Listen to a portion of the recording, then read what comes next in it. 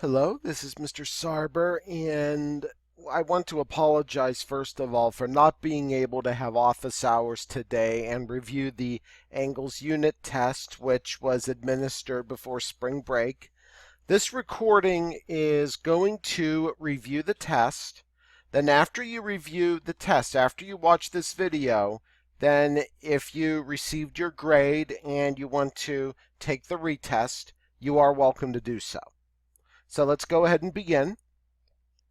So question number 1 asked us to use this protractor, and find the measurement of this angle right here, this angle, and in addition tell what type of angle that we have. Now in class I had explained that the best way to figure this out is to identify the angle type first. So we're looking for the space, we're looking for the space between these two lines. So one part of this angle is along this, what we call the zero axis, or it's completely horizontal right here, okay? Now this angle, if we go up from this line to this line, we don't quite hit 90 degrees, okay? So we did not hit 90 degrees. So since this angle is less than 90 degrees, we have an acute angle. So this is an acute angle. Okay? Now, so how large is this angle? We know it's an acute angle. So there are two choices here. Okay, so it's going through two numbers, 70 degrees and 110 degrees. Well, since this angle is acute, since it's less than 90 degrees or smaller than a square corner, it has to be 70 degrees. That's the only one that would make sense. Now, it does look like from a certain vantage point that it could be going through 69 degrees. So if you put that or a measurement that was close to it, I went ahead and accepted that. Okay, question number 2. So again, the same thing, measuring this angle. Well, again, if we take a look at this angle, we're looking at this space. So we see that one part of this angle is along the zero line. And then once we go up from this line to this line, once again, it is smaller than the right angle. This is another acute angle. Excuse me. All right, so we know now it's going through two numbers, 140 degrees and 40 degrees. Well, since this angle is acute or less than 90 degrees, this angle is 40 degrees. Here's another one asking the same thing. So we're looking for the space between these two lines. Well, in this one, we see that this angle is larger than a right angle. It's larger than a right angle. So this is going to be an obtuse angle because it's larger than the square corner. We see that it's going through 110 degrees and 70 degrees. Well, since this is an obtuse angle, this is 110 degrees because it is obtuse. Here's another one. Now in this one, you were only asked to identify the angle type. Okay? We can see that this is larger than 90 degrees. This is larger than a square corner. It's 160 degrees. So we can identify this as an obtuse angle. Okay? Now question number 5, we're being asked to identify the missing angle. Now as we can see, this is a right triangle because this has a perfect square corner.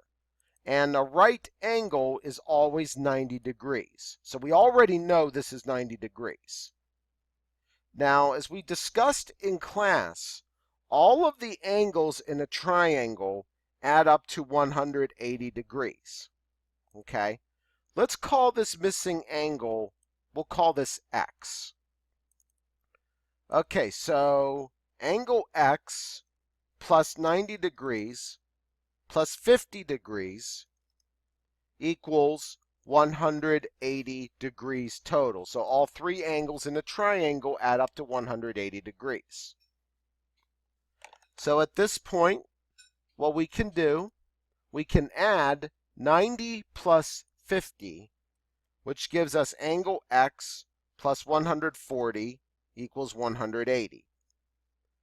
Now what we can do, now we have to ask the question, what number do we add to 140 degrees to get 180 degrees? Well, what we would need to do is we would need to take 180 degrees and subtract 140 degrees. That would give us 40 degrees for angle X. Let's go ahead and check that, okay? 40 degrees plus 50 degrees plus 90 degrees. Well, after we do all the math, when we add them all up, we do end up with 180 degrees in that triangle. Okay, so 40 degrees is the missing angle. Hey, once again, here's another angle. Well, we can see this one has two acute angles. Okay, now don't worry about the type of triangle this is. We just need to remember that all of these angles will add up to 180 degrees. We're already given two angles, 40 degrees and 40 degrees.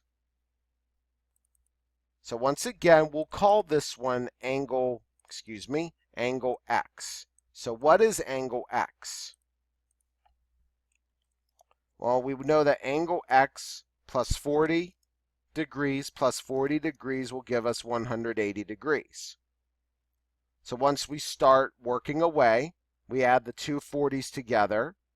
We have the unknown angle plus 80 degrees equals 180 degrees. So what do we do from this point? Well, we need to figure out what angle can we add to 80 degrees to get 180 degrees. Work it out, do the plug and chug. The unknown angle should be 100 degrees. Okay, well, let's check that out. 100 degrees plus 40 degrees plus 40 degrees. Once we perform all of the addition, 180 degrees is what we get. So 100 degrees is correct. Now we're looking for the missing angle in this quadrilateral. Now in a quadrilateral, all of the angles will add up to 360 degrees. So that means 360 degrees equals 84 degrees plus 50 degrees plus 146 degrees plus the unknown angle, and we will use a question mark for that. Excuse me a minute. And now I'm going to do a little bit of work off the screen here to speed up the process a little bit. Okay. So when we add the three angles that we already know, that's 280 degrees. Okay. Once we add the 84, the 50, and the 146. So what angle do we add to 280 degrees to get 360 degrees? Well, once we perform the subtraction, 360 minus 280, that leaves us with 80 degrees for our unknown angle over here. And if we checked that, if we checked our math, that would prove to be correct. So once again, here's another quadrilateral. Now notice we have two right angles. We have two right angles. So automatically we know that these are 90 degrees. okay? 90 degrees. So 360 degrees then, sorry, I typed that wrong. This is what happens when you just come back from spring break. So 90 degrees, 360 degrees equals 90 degrees plus 90 degrees plus 67 degrees plus the unknown angle.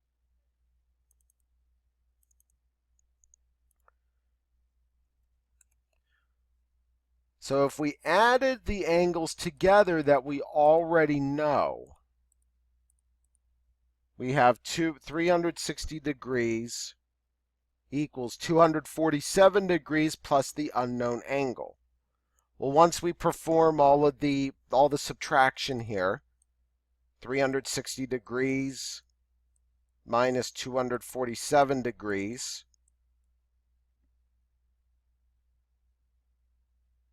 we would eventually end up with 113 degrees for our unknown angle.